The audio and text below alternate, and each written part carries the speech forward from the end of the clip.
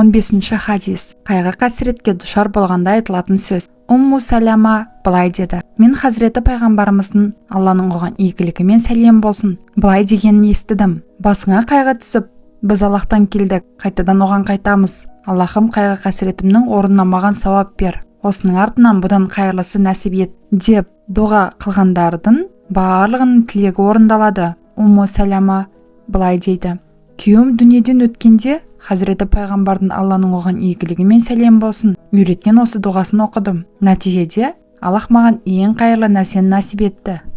Хадиске түсініктеме. Хазіреті пайғамбар, Алланың оған игілігімен сәлем болсын, қайғыны былайша түсіндіреді: мүмінге ауыртпалық түсіретін нәрсе қайғы болып есептеледі. Бір күні Хазіреті пайғамбардың, Алланың оған игілігімен сәлем болсын, шамы өшіп қалғанда: инна лиллахи ва инна илайхи раджиун деген екен. Мұны естіген Айша: бұл жай ғана шам ғой, қайғыға қандай қатысы бар дегенде, Хазіреті пайғамбар, Алланың оған игілігімен сәлем болсын, жамандық әкелген барша нәрсе мүмінге қайғы болып есептеледі деген.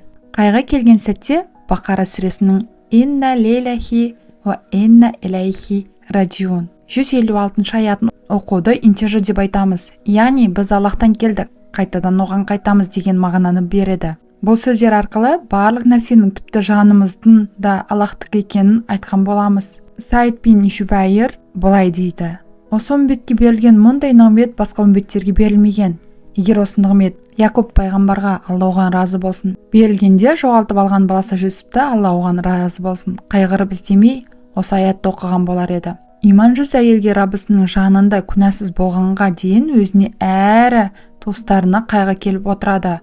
Оның ең үлкен қайғысы күйеуінен айырылуы. Мұндай сәттерде Умму Саламаның жағдайын әрі Хазіреті пайғамбардың, Алланың оған игілігімен сәлем болсын, оған үйреткен дұғасын естен шығармау қажет. Қолдан келгенше сабыр сақтап, мазасыз күйге түсіп, жүдеуден сақтану керек.